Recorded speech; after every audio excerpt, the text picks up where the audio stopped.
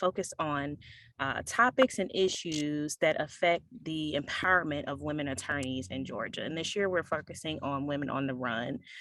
The first part of the series is actually a three-part series. The first part considered the quantitative statistics regarding female political engagement and representation in Georgia specifically. This discussion that we're going to have today will delve a little bit deeper into that. We're going to consider the sufficiency of our female political representation in leadership. We want to know tonight, where are we going with this empowerment movement? What will gender equality look like when females are 100% equally represented? And what does equal mean in that context? Our distinguished guest speakers for this event include our DeKalb County Superior Court Judge, Shandina Morris, our DeKalb County State Court Judge, Kimberly Alexander, Chatham County District Attorney, Shalina Cook-Jones, and Solicitor General, Rebecca Grice. And they will, you'll get a little bit more information about them a little later. They'll speak to their experience and advice on the topic. We're going to start out briefly with presidential remarks from Tina Folsom. I'll run through the presentation review that we also talked about last series, and then we'll move on to our discussion topics. So Tina, I'll give you a moment to just address the body if you're not caught up in the swamps. you can take the wheel now. Thank you. Can everybody hear me okay? Is my connection okay, Karima? It's a little glotchy, but we can hear you. Well, I think it's funny that the theme this year for GAWL is on connection. And while we want to have that human connection, we are so blessed with technology to be able to have these Zoom functions so that I can multitask, because y'all see me now in the car, Zooming and engaging in this important topic that we're about to talk about tonight. Without taking any time away from that, too much time away from that, I did want to encourage you, if you're not a member of GAWL, to please go on our website, gawl.org, and join. We are doing a half price membership right now as our year runs through July the 31st. We still have much like tonight and fantastic events planned both in person and Zoom that you can find on our website. The most important one that I'd like for everybody to save the date is for the annual banquet. We are going to be at the Sports Hall of Fame on May the 14th. It's Saturday evening from 6 p.m. till 11 p.m. And we are doing a gala, but it is going to be sneaker ball as we have the opportunity to tour the facility and just have an amazing time with our loved ones and our membership, as we've not been able to gather as a large body in 2 years. So with that, I will turn it over to you, Karima, and just want to thank the panelists for giving up their time and information to us this evening. I look forward to hearing what they have to offer. Thanks so much. Thank you, Tina. We appreciate your time as well, as you are literally a woman on the run right now. So we will jump right into our presentation review. For those of you who are not able to attend the last series, this may be new information. If you did attend, we're just going to briefly review some of the statistics that we learned about in our last series. And here we have the beginning of the women's political empowerment movement. We date all the way back to 1894, where we had our first women state legislators. They were elected to serve in Colorado. In 1896, the first woman state senator, Martha Hughes Cannon, was elected to the Utah State Senate. And we have in 1916,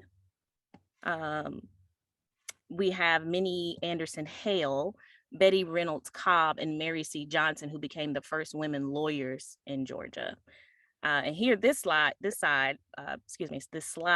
represents the 19th Amendment adoption, which guaranteed all women the right to vote. As a result of this suffrage movement, women have become more and more politically empowered, and you'll see that as we start to talk about the next few slides here. Here, we show the Center for American Women in Politics. They keep great track of our statistics regarding women political empowerment. They show that women serving in state legislatures has more than quintupled since 1971. Georgia actually has one of the highest percentages of women lawyers of any legislature in the South. And we actually lead the nation in the number of Black female legislators who represent 16.9% of our legislature. Here we have representation of that movement, that forward progression.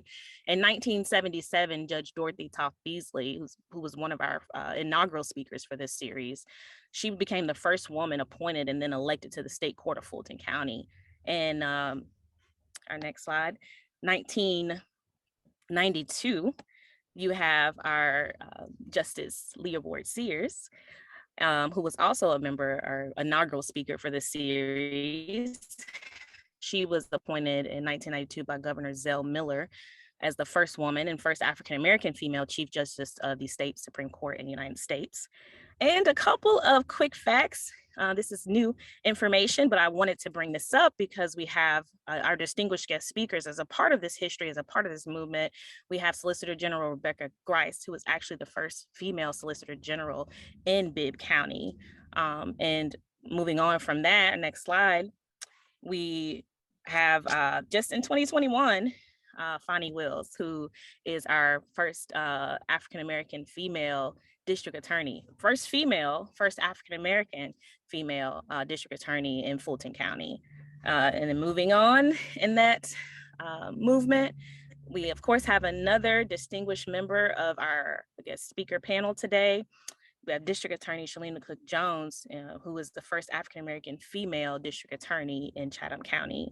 So the movement is still going forward. And as we see today, our panelists are integral parts of that. But here are a few more stats for the body that show an upward trend of female leadership in both the judicial and legislative bodies of Georgia. And you can kind of see here from 2016 to 2021, how progressively the judiciary has increased their female population, starting out at 27% of total seats held by women in 2016, all the way up to 38% in 2021. Next slide, please. Then you have the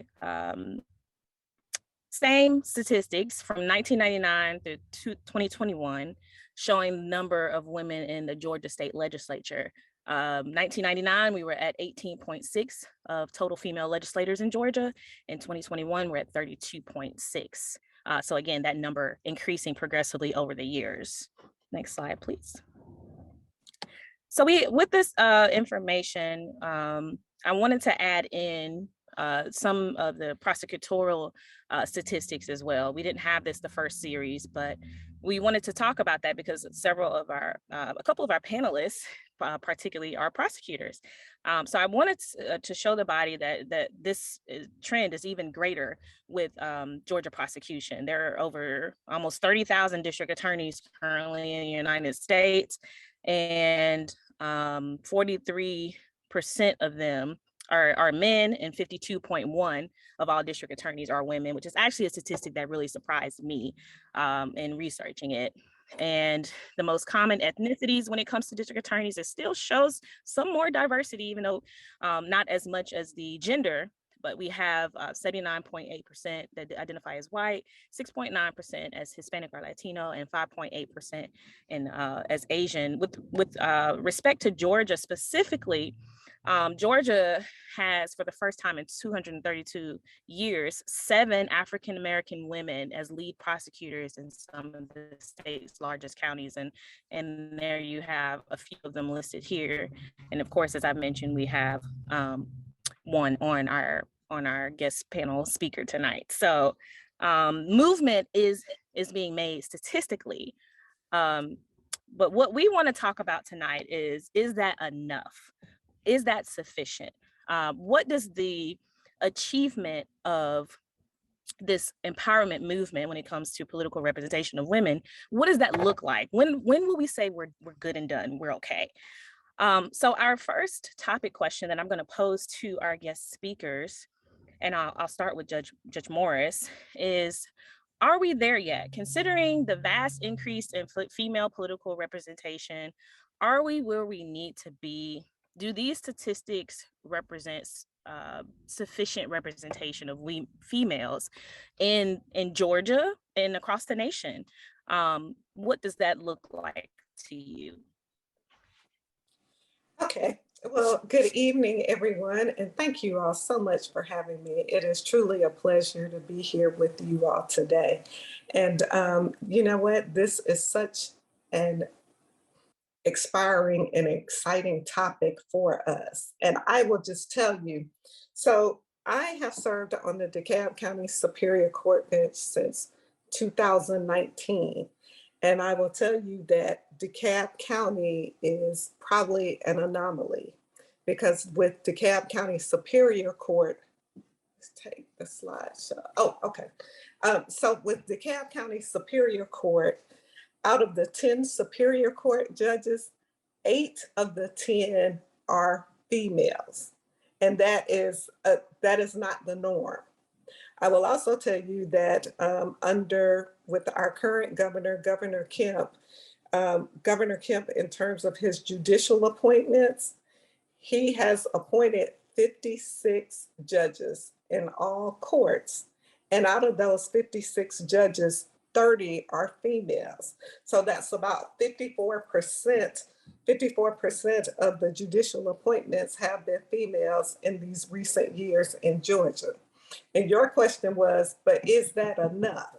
And my position would be, it's not enough, it's not adequate representation until we no longer need to have the conversations. And as we are having this conversation today, then that means that we still have a lot more work to do. And sometimes it can be misleading with the states or the particular counties because you have to look at the overall representation and where we have come and where we're going. So my position just is at this point, we still have more work to do. Thank you, Judge Morris. And I just want to highlight a few things about Judge Morris very quickly, as her opinion in this matter is very valuable, as she has been very active in the road to political empowerment. If you'll bring back up that slide, Takima. In 2019, Judge Morris was appointed to the DeKalb County Superior Court by Governor Kemp. Prior to her appointment, she served as DeKalb County State Court Judge in the Traffic Division. And prior to the bench, she served as an Assistant Solicitor General.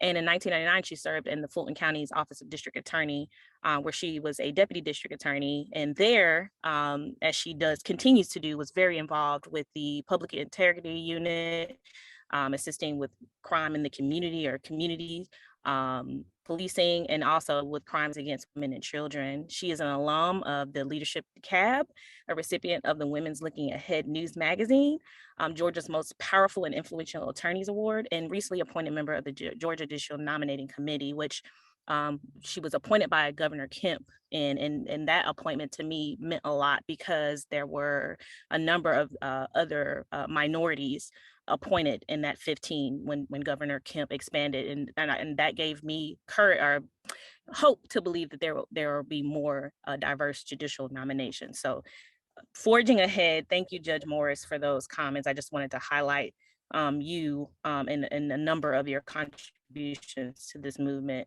as well. And now I'll go on to Judge Alexander. If you go to Judge Alexander's bio really quickly, I'll tell you guys a few things about her very quickly before she gives her comments. She serves as the judge in Division 7 of DeKalb County State Court. She was also appointed by Governor Kemp. She was sworn in August of 2021. She has experience in both criminal and civil trial practice. She previously served as Assistant County Attorney for the Office of Fulton County, as well as State Court Judge of Division C in DeKalb State Court Traffic Division.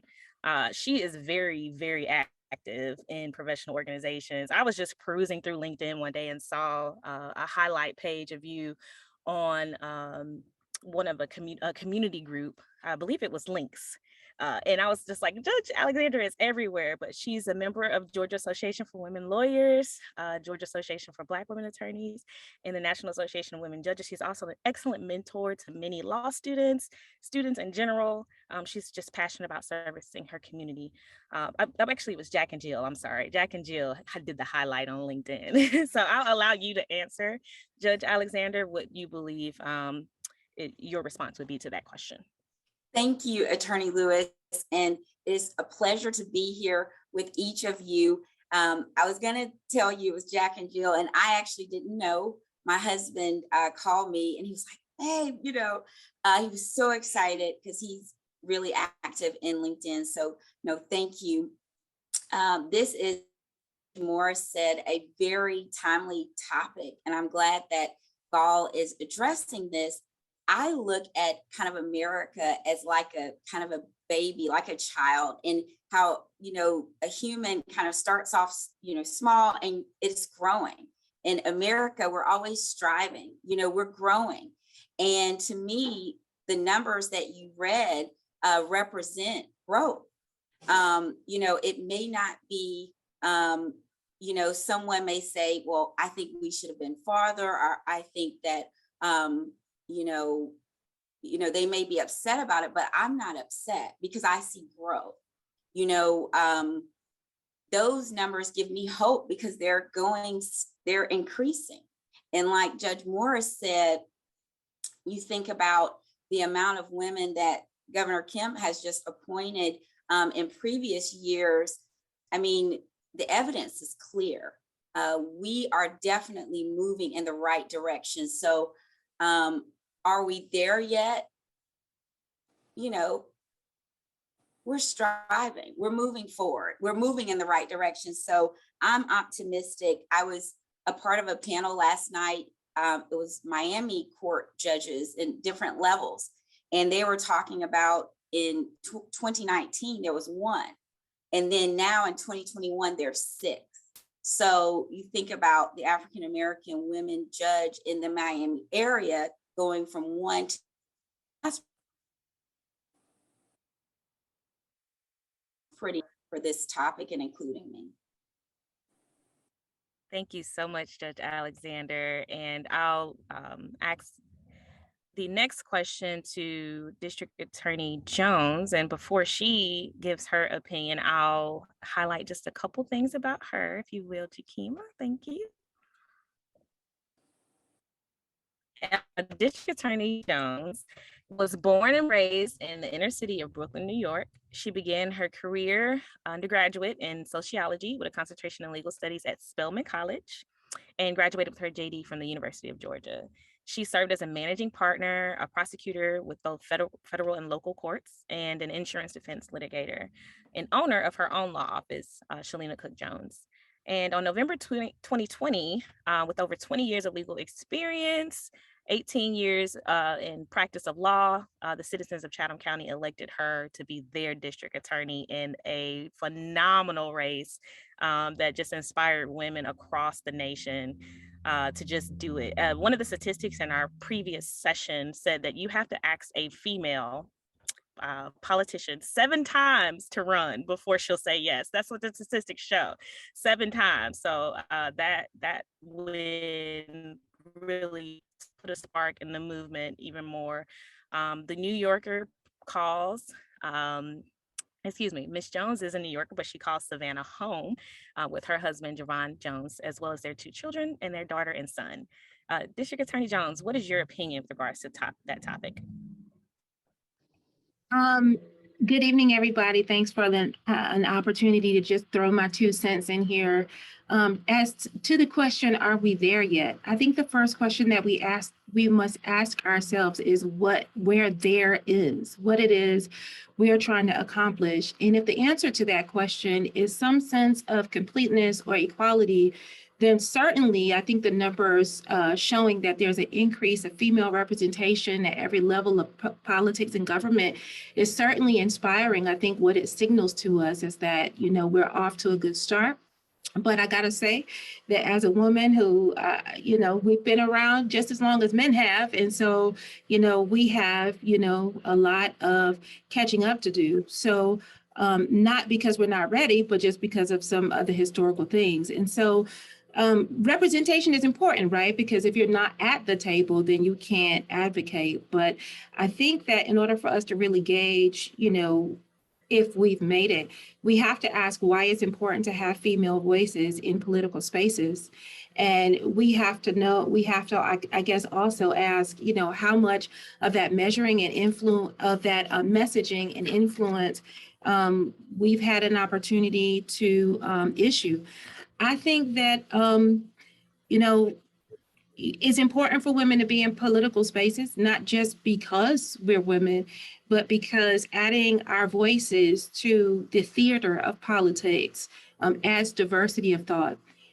As a woman, I have to believe that whether we have children or not, that we're nurturers of civilization and society by nature. I think that female politicians and judges and electeds all over the state at every level are, I think it's uniquely male to see politics as an arena that really is focused on power and control. I think that women inherently, by virtue of being women, I like to think that we think about legislative issues and healthcare issues and all those other issues, economic issues and education. We tend to think of those things, women, I think more broadly. We are not really just focused on what's right for us and what's right for the folks under our roof, but I think women are inclined and have a greater flexibility to kind of think about what's right for everyone, what's fair. And as a person whose job it is to champion justice, I think that it's important for us to have more women in these spaces who are thinking more broadly, not just about today and tomorrow, but kind of what our future and perpetuity is going to be. So it's definitely, I mean, as long as we are having and discussing issues of reproductive rights and maternal mortality in the state of Georgia, where we're talking about disadvantaged education and access to resources and healthcare and broken families, broken children, mental health issues. I think there's no way to talk about those issues without having women not just present, right, but involved in the dialogue in meaningful ways. And so while I'm hopeful, I think we have still quite a ways to go, and we got to keep pushing. Attorney Lewis, may I Yes. comment on Yes, something that please. Madam DA made mention of? Like in terms of with the legislators with issues involving healthcare. I recall several years ago, there was a male legislator, he was a state rep that wanted to that had proposed legislation to limit the number of embryos that a woman could have implanted if she was going through in vitro fertilization. And it was just an arbitrary number, but he just came up with this number and said, hey, I think women should only be able to, if you're going through artificial insemination, in vitro fertilization, be limited to 2 embryos.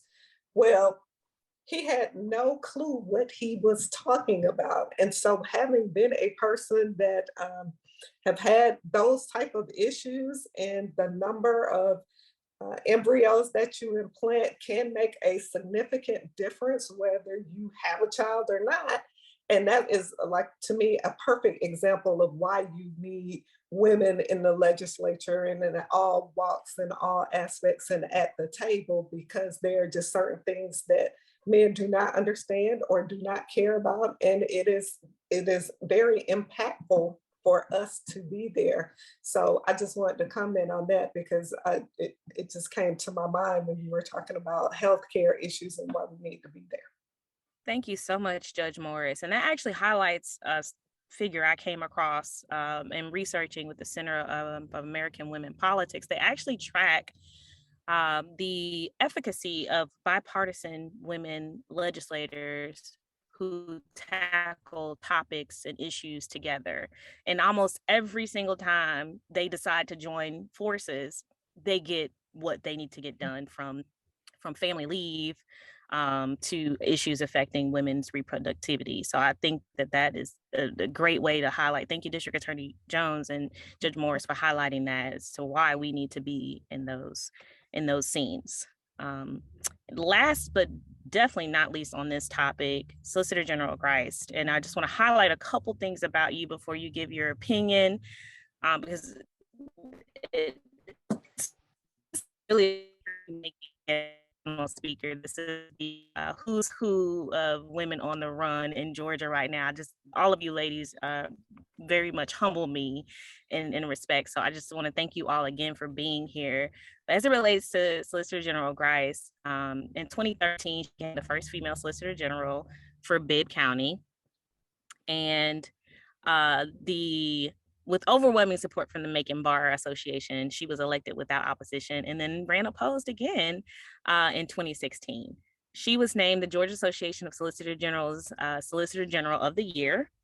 And she was also elected by her peers to be one of the 3 Solicitor Generals serving on the Prosecuting Attorneys Council, which when I was a prosecutor is like ground zero for training for all prosecutors. Very, very important when you're a prosecutor to affiliate with the Prosecuting Attorneys Council.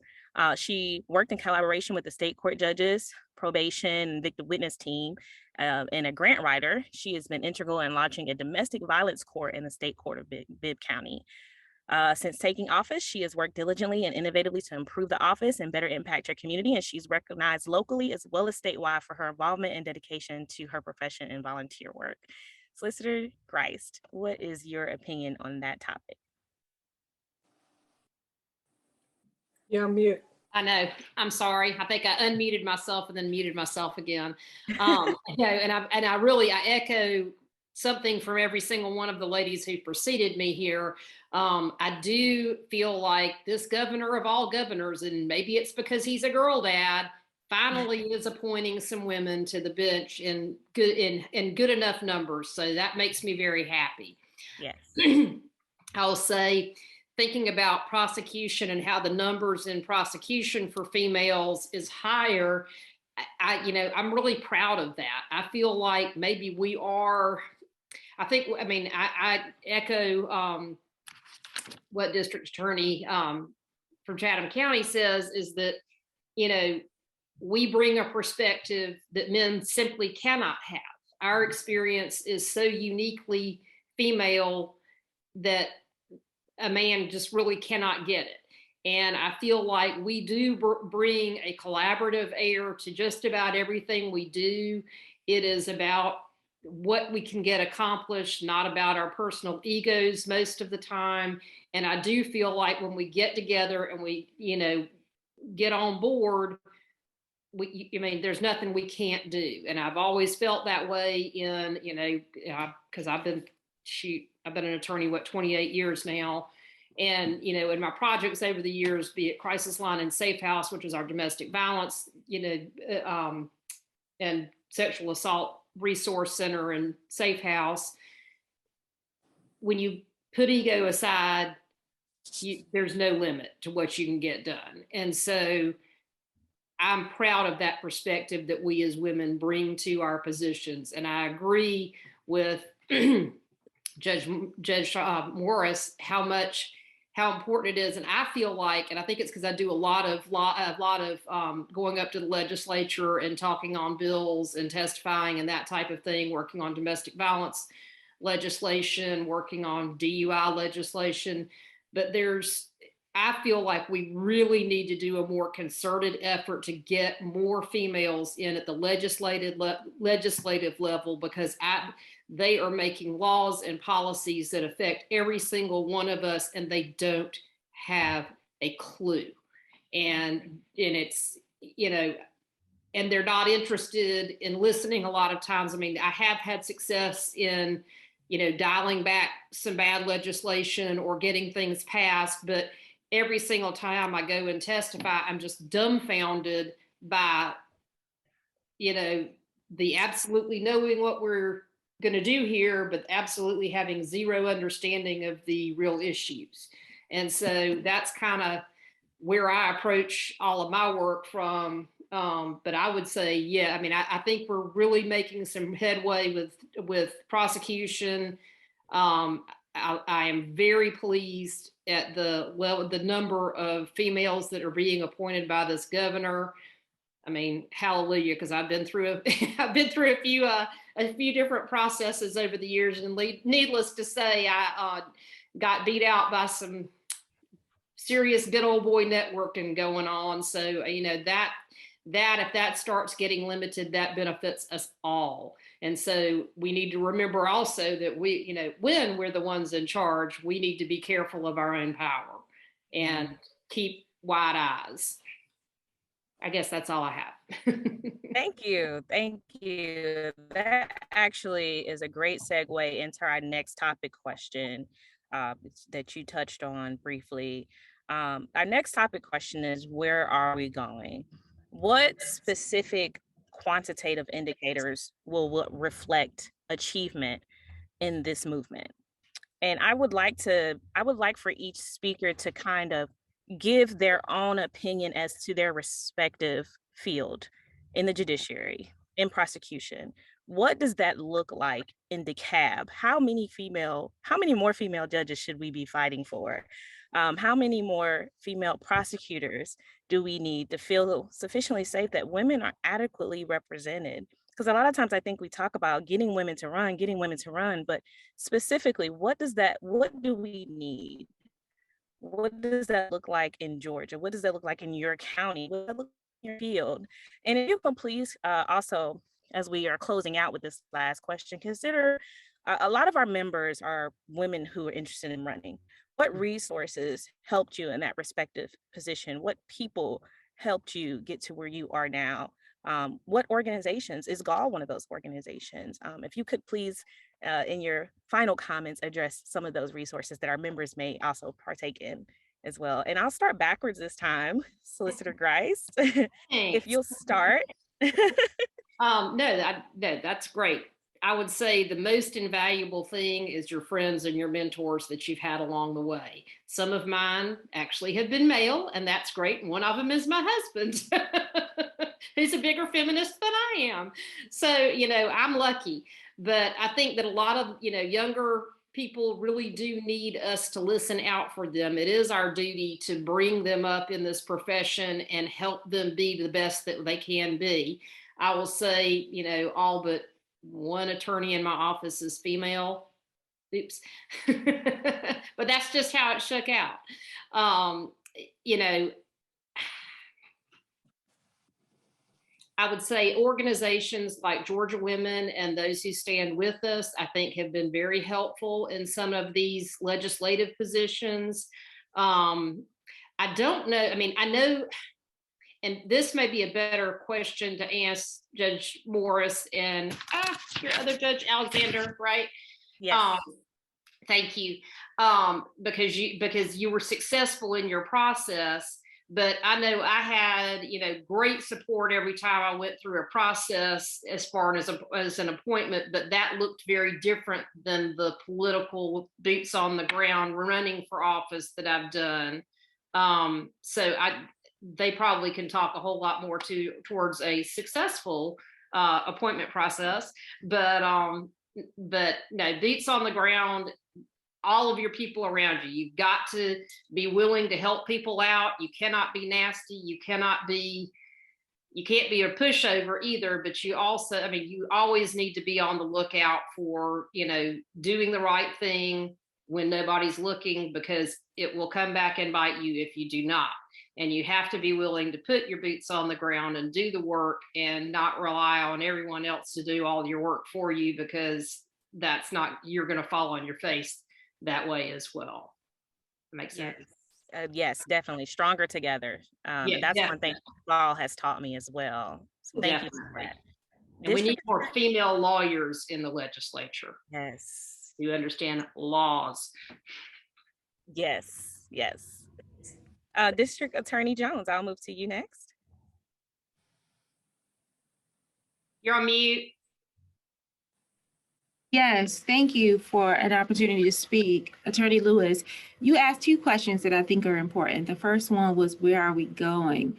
And the second one was, what resources, people, help did you have to rely on? If you don't mind, I'd like to take the first question first. Where are we going? Sure. Here in Chatham County, we take well, a real practical approach to what justice and equality and fairness look like in our criminal justice system. We envision a justice system that is efficient, meaning that people are quickly getting their day in court, whether they're victims or whether they're defendants, or whether they're incarcerated, awaiting trial, whether they're out on bond. So after we figure out whether or not the system itself is efficient, we go on to whether or not it's equitable. Are we thinking about implicit bias and poverty simulation? Are we bringing those things to bear in our plea negotiations? Are we making sure not even that everybody gets treated the same, but that every case is treated properly depending on the facts and circumstances presented to the court? But the last thing we try to make sure is that the system is effective. And so that asks the question, is it working? Is prosecution working? Well, in the state of Georgia, how do you know if prosecution is working? Well, it seems to me that troubling that we have the highest levels of recidivism and any other other than other states in our nation. And it seems to me that, our criminal justice system in a lot of areas, particularly here in Chatham County, is a revolving door. And I think that one of the things one of the areas I think that women can be really effective goes back to what I said earlier about thinking more broadly and comprehensively about strategies. And I think that our prosecutorial system has traditionally focused on how many cases am I closing, or how many pleas did I take this year? And historically, because prosecutors across this nation have been mostly male, I think that reflects a very set mindset of what prosecution is and where the DAs and prosecutors' duty begins and ends. I think that women uniquely ask broader questions. We're trained to ask better questions. Is it working? Are people going on and serving their time? And then do they have good ways to transition back into society, to become contributing members of society and contribute to the tax base? Is it effective in the sense that are we preventing crime where we can by intervening and creating programs for our youth so that they never have to enter the criminal justice system and get that stigma attached to them? I mean, in other words, prosecution is not only effective when we process the cases that hit our desk, we have to think beyond that. In other words, real prosecution is effective, fair, and equitable when we are diverting those people from the criminal justice system that we can, and allowing people to return to society once they leave our criminal justice system. And when we see that and think about it in that perspective, we should start to see lower reincidence of crime, healthier families, and contributing members. And I think that, as a female prosecutor, I'm always advocating that, we have more electeds, particularly DAs. I think the statistic that I saw when I was running for office and preparing in 2019 and 2020 was that the vast majority of prosecutors in the nation was like something like 97% white male. And so I think that we definitely need to diversify, just to add different approaches and ways of thinking to how we prosecute crime in Chatham County, in the state of Georgia, and in America in general. I was muted. Thank you, District Attorney Jones. That was actually very enlightening. And to think that I know in Fulton County, especially, a lot of the female judges are associated with the creation of drug and accountability courts. those tasks that do reduce recidivism and come up with comprehensive content for those courts, and they work. And the statistics show that they work. So thank you for those comments. I'm going to move to Judge Alexander for your comments on the topic.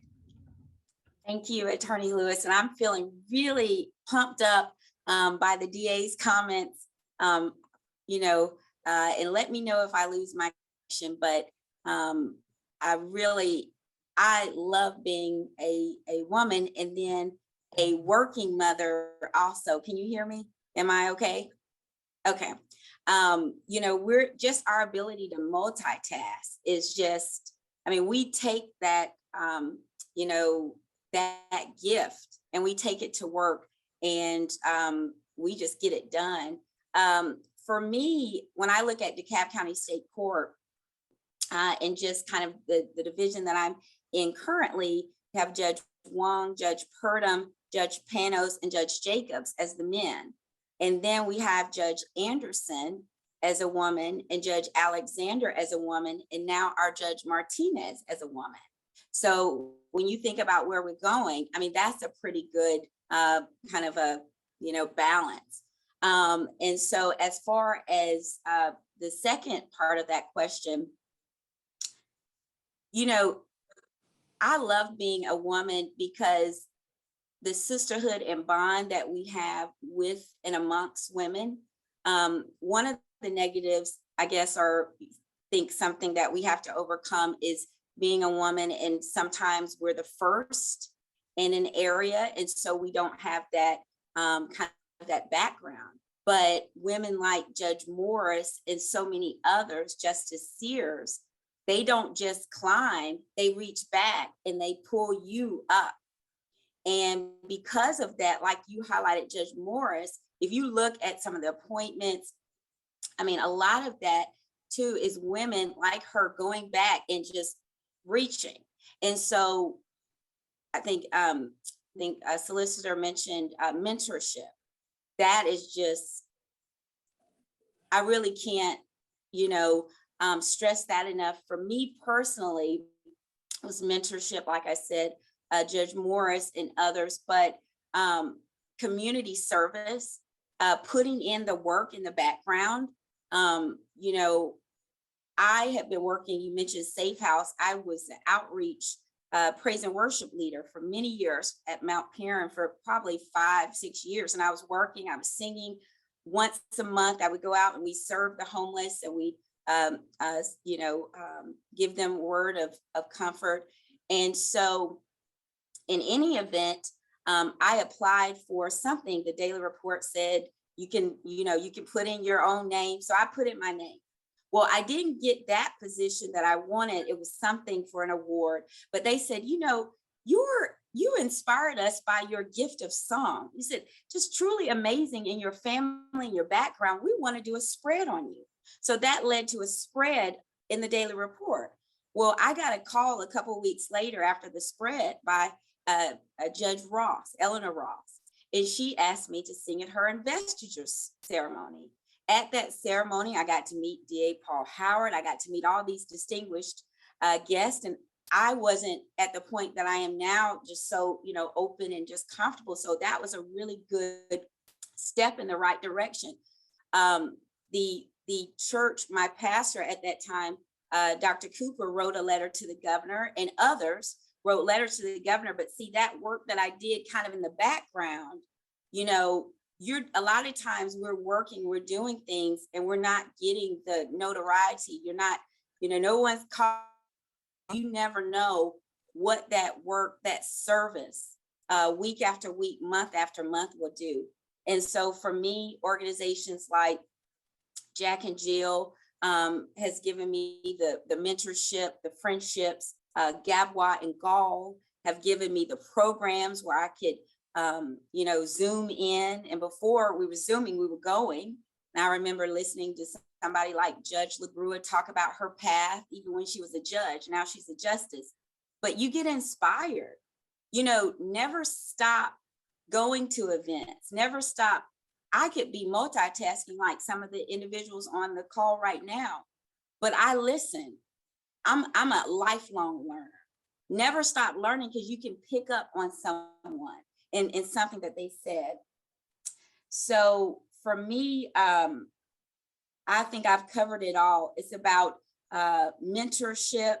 It's about working hard, sometimes behind the scenes before you get noticed. And those mentors, man, they won't leave you alone. You know, they'll say, hey, you need to do this, and it's going to get done, you know, because they're going to make sure that it happens. And I value people like that. And that's why I treasure Judge Morris. And, you know, then when you start applying, there's so much work with the J&C that you have to do. You always need to check in with the mentors and make sure that you're moving in the right direction. Your application, never submit anything if you haven't had about 10 people to look at it. So I know you're a perfect writer, but honestly, anyone can improve on your writing. And I was an English major, and there was always things that people edited, which is great. And even the interview process. I remember you have people like Patrice Perkins Hooker and Judge Morris and Justice Sears. They'll get you in a room and you're like, oh my goodness. And it's a mock interview. Stay humble. I think that's the key. Stay humble. Let other women team up with you and lift you as they climb up, and they'll reach back and lift you up. So thank you for having me. Thank you, Judge Alexander. Very powerful statements there. And I love how Solicitor Grice, you brought in mentorship, and Judge Alexander, you highlighted that as well. And it seems full circle, because Judge Morris, you have mentored many on this panel and probably throughout Georgia as well. Judge Alexander, I've met some of your young mentees, and actually I have a daughter who sat with me in some of my law school classes, who attended some of my moot court hearings and actual trials, and didn't want to be a lawyer until she met Judge Morris. So it actually really does take a village, and it actually is very inspiring for you all to keep giving back in that way. And as much as it is about us on this Zoom today, it's also about our future, our children, and how they're going to take the baton with regards to this issue. And so you all are doing such wonderful work with that. And I think that's a perfect segue to Judge Morris and your comments on that topic. Well, thank you. Where are we going? Before I get to the where are we going, I want to share where I have been. And I think this is why it's so important that we have organizations like GAWL and GAWL and Gate City Bar Association.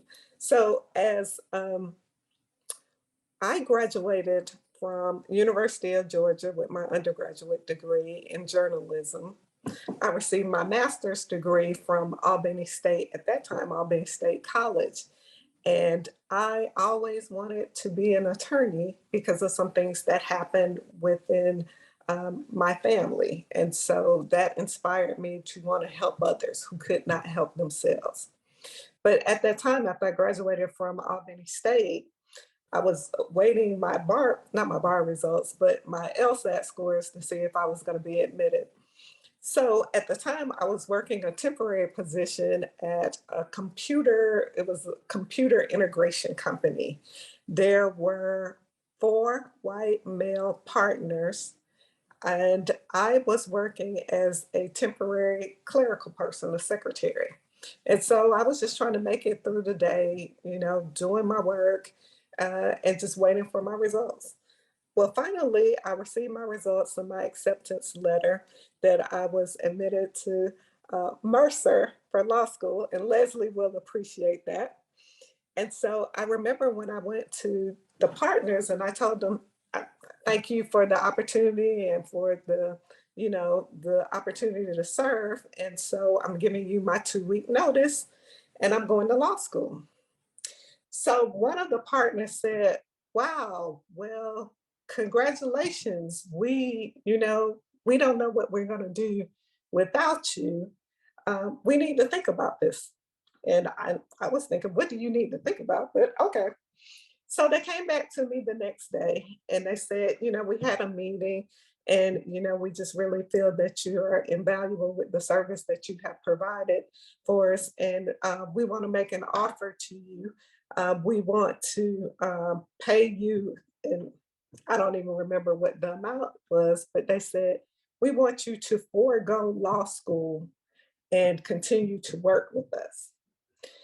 And so I was really, I was offended because, my thoughts were, would you say this to a male, or would you say this to someone that is not of color?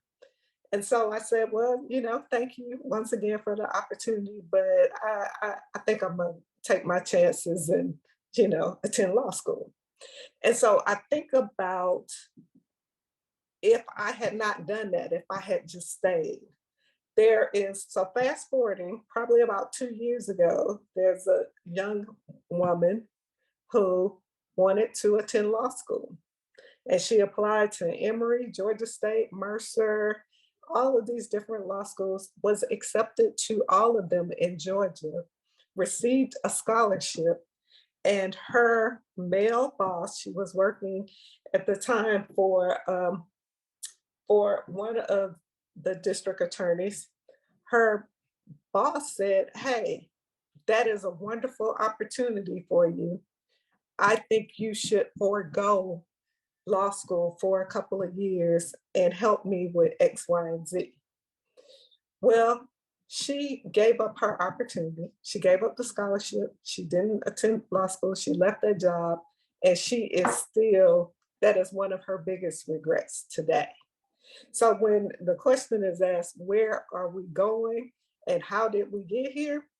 There were people like Judge Yvette Miller, who is currently on the Georgia Court of Appeals, who is also a Mercer graduate, who, when I was in law school and when I would become discouraged, she would always say, hey, you can make it through this. You can pass that bar, and what do you need? And so just my first year out of law school, while I was awaiting my bar results, Judge Miller gave me a clerkship. And so she has always been there, and there have always been really phenomenal women who have been there to encourage, inspire, and help and assist and support, and just tell me the things that I need to do. And like Judge Carol Walker Russell is on, and with Gate City Bar Association, our judicial section, Judge Carol Walker Russell was one of our first judicial section chairs. And I remember as I came on as a new judge, I had no clue. And it was Judge Walker Russell who would say, hey, you can do this. I'm going to be there. I'm always going to be there. No matter whatever you need, we will do this, and we can do it together. And then, like, I see Leslie on here, and I'm talking about Leslie so much because Leslie and I both graduated from Mercer Law School. And so I remember just at a function probably 4 years ago, there was we were having some tension at our law school, and Leslie and I got together and we were having a conversation, and just in that conversation, we were able to solve the world's problems. And so it's organizations, like I said, like GAWL and GAWL and the different organizations that we support each other and we make it happen. And so, in terms of with our court, as I stated to you all earlier, the DeKalb County Superior Court, we are not the norm. But like I said, 8 of our 10 judges are females, and we get a lot done. We do a good job. And I just, I want to share, I pulled this quote up earlier, and I just want to share this with you all. It says, if you just set out to be liked, you would be prepared to compromise on anything at any time, and you would achieve nothing. And that is from Margaret Thatcher, the British first female prime minister. And so, oftentimes I have experienced this, and I think all of you all have. And like as Solicitor General Grice has stated, like just going to the Capitol, and you have to get down and dirty sometimes. But, we have to take a stand, and we have to be strong in our position. We have to be faithful, and we have to be diligent about it.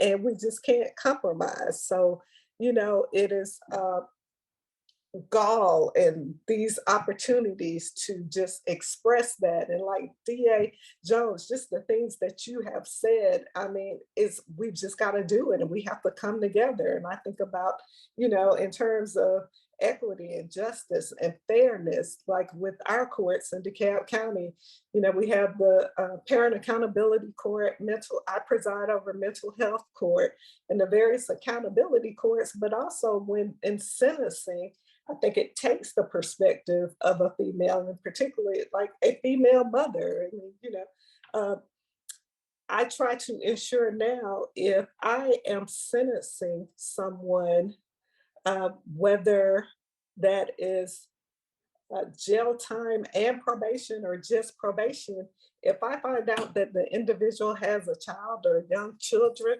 part of the probation, part of that sentence is, I say I will revoke you if your child is of school age and your child is not making all A's and B's, because whether you are in custody or on probation, I am holding you responsible to ensuring that that child receives their proper education.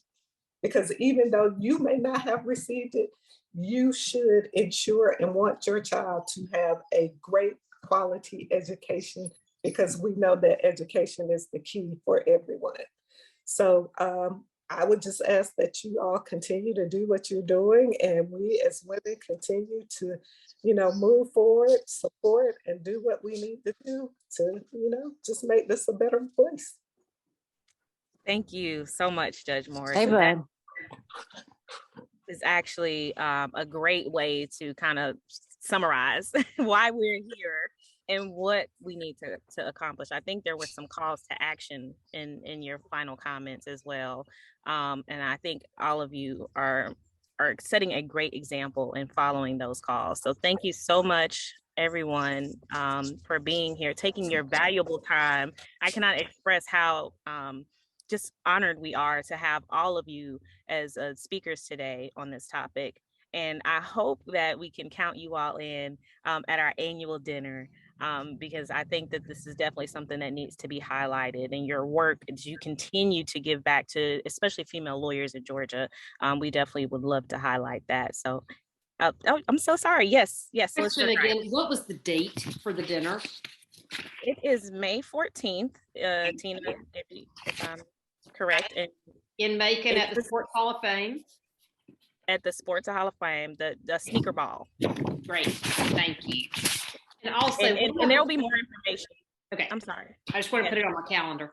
Yes, there will be more information. There typically is an email that will go out to the judiciary and to our prosecutors separately, just advising you all of the event. So I just want to say thank you again. Get the date. No, you will. Hey, I had one thing to say. Everything in my career has certainly not been a big whopping win. I've had the first time I ran for office, I didn't win. I've had judicial processes that didn't work out, but every single time, still take the chance, still keep going, because sometimes your losses end up being the biggest wins you have. And, just keep plugging, keep doing everything, but don't let a loss take you down. That's all. Thank you so much. Any other closing remarks? Attorney Lewis, I wanted to also say something about Judge Walker Russell, because I actually was before her when I was working at the state right from the start. So I would be before her. So honestly, representation matters, because seeing women like that in those positions, you can't help but to admire them.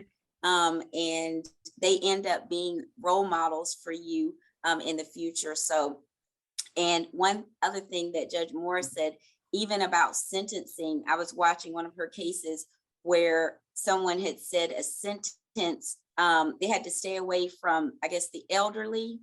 And she made sure that they put in also stay away from children age, I think it was infancy to 6. but that perspective of a female judge, there is a huge need for females, not just as judges, but also as members of the legislature, because our perspective and our lens that we look in matters. Thank you so much, Judge Alexander. Excellent. Any other closing comments from anyone? I would just like to say I am so proud of all the women on the panel, as well as the people who have contributed. I think that we all have different pathways. We all have different contributions. Everybody is not meant to sit on the Supreme Court. Everybody is not meant to sit on state court. One thing I've learned the older that I get is that God puts you where you need to be and to bloom where you are planted. And so it's just so wonderful to see the collaboration between the women, and to know that, as we've said this evening, we all are stronger together, and we do keep lifting each other up, because to me, I've always felt like it doesn't matter in terms of who you think you are. What is the thing that people don't care? People care more about how you give back to the community than what position that you have. Your positions it really doesn't matter, because that's not what you leave behind. The seeds that you leave inside of people. I appreciate so much Judge Morris remembering when I was the chair of the judicial section, and then when she came on board, of course I want to help. I remember Judge Alexander when she appeared before me at the Office of State Administrative Hearings. And so we're all interconnected in so many ways. And so it's just beautiful to have this type of a panel where we have an opportunity to talk amongst each other, and to also emphasize the need for women on the bench, in the legislature, the solicitors, the DA's office, all of us are contributing, and that's a beautiful thing. So thank you all so much for your comments tonight. They meant a lot to me. And so I know that we're all going to go on. We're going to keep moving on. We're going to keep fighting on and doing what we're called to do as women. Yes, thank you so much, Judge Walker Russell. And you actually touched on our president's theme for the year, which is connection. And I want to remind even our guest speakers tonight that GAWL is a statewide organization. District Attorney Jones representing Chatham County. I'm so grateful that you're here. Bibb County for Solicitor Grice. We hardly ever have representation from your county. So you being here tonight is very, very monumental for GAWL. And I hope that you all will reach out to this circle, as we're all connected, as Judge Walker Russell just mentioned, and we're all here to help and support in whatever you may need. So Tina, any closing remarks from you before we leave? I will just say very quickly, thank y'all so much. And I think what Judge Walker Russell was saying is, it's the famous Maya Angelou quote: "It is not what you do, it's not what you say, but it's how you make people feel." And I want to say to all of you panelists, you have made me feel inspired and just motivated, and really appreciate your energy tonight. And I can't wait to share this with all of our members. Thank you all for your time. Thank you. And on that note, thank you. And I hope everyone has a safe and great evening. Thank you. Thank you. Good night. Good night. Thank you. Good night, everybody. Good night.